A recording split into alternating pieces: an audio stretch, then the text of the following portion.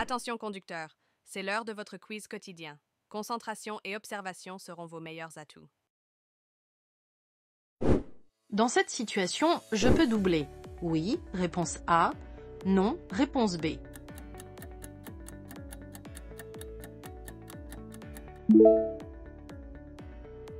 Quelle est la spécificité de cette zone?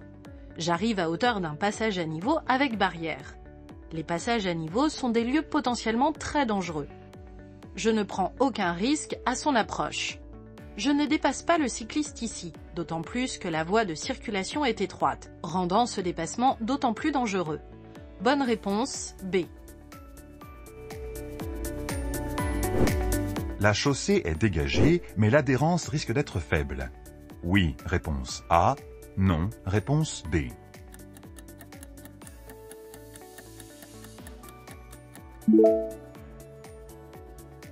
Cette route présente-t-elle un danger? La neige accumulée sur les bords montre que la température est plutôt faible.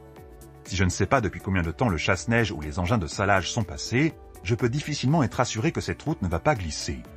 Si la température est toujours très basse, le sol peut tout à fait être verglacé, entraînant une adhérence potentiellement faible. Je reste prudent. Bonne réponse, A. Next level.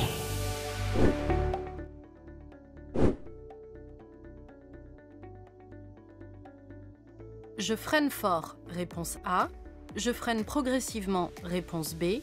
J'allume mes feux de détresse, réponse C.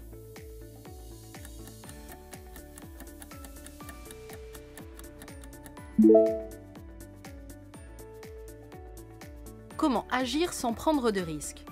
Lorsque je circule, je dois être réactif pour ma sécurité, mais ne pas surprendre les autres usagers pour qu'ils aient le temps d'agir également.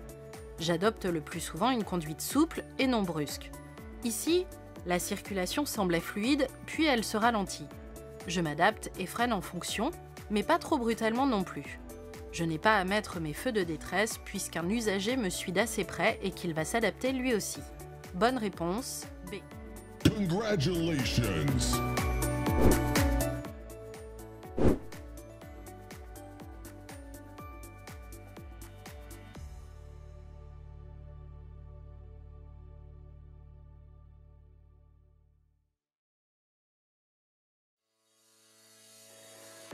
Mon dépassement est terminé. Je me rabats sur la droite. Oui, réponse A. Non, réponse B.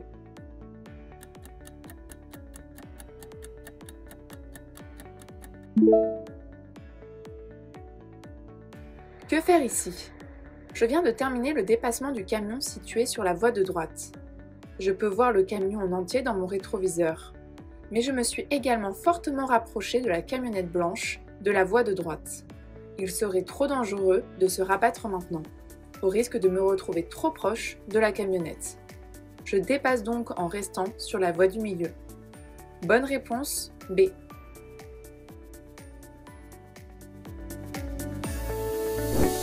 Je ralentis. Oui, réponse A. Non, réponse B.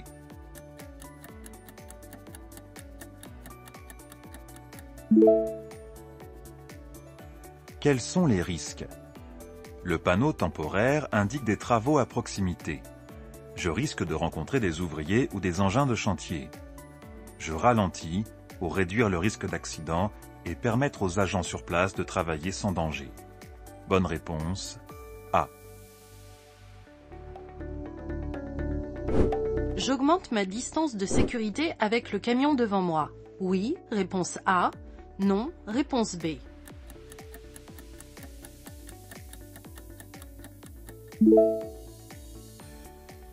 Quels sont les indices à surveiller? Je circule sur une voie rapide et me trouve derrière un camion. Je dois être vigilant à la distance qui nous sépare, à la signalisation et aux conditions de circulation. Ici, la signalisation m'indique une réduction du nombre de voies, pouvant entraîner une densification de la circulation. Le fait qu'il pleuve doit également m'inciter à rester prudent. J'augmente donc la distance de sécurité. Bonne réponse, A.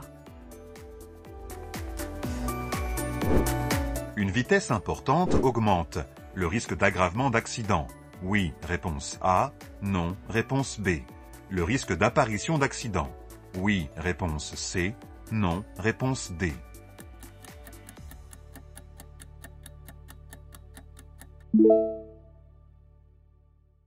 Quels sont les risques d'une vitesse importante? La vitesse constitue un facteur aggravant dans les accidents corporels ou mortels, en intervenant sur deux phénomènes dangereux, la distance d'arrêt et la violence du choc. Plus la vitesse est élevée, plus la distance nécessaire pour s'arrêter est importante, et par conséquent, plus le risque d'accident est important. Bonne réponse, A et C.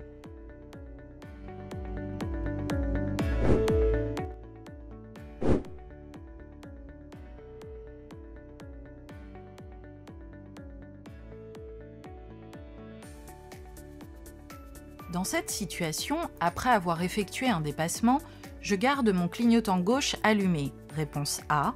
J'éteins mon clignotant gauche. Réponse B.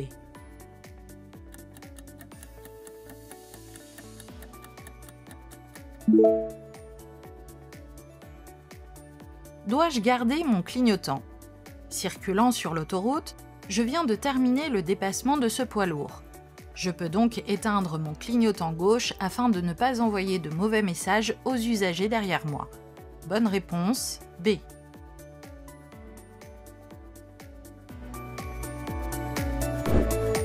Je dois maintenir une distance de sécurité d'au moins 70 mètres, réponse A, d'au maximum 70 mètres, réponse B.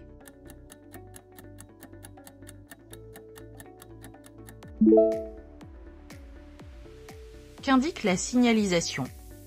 Le panneau informe que je dois maintenir une distance minimale de 70 mètres avec les véhicules devant et derrière moi. Cette distance peut être plus importante que 70 mètres. Bonne réponse, A. Je reste en feu de croisement. Oui, réponse A. Non, réponse B. Je regarde vers l'accotement droit. Oui, réponse C. Non, réponse D.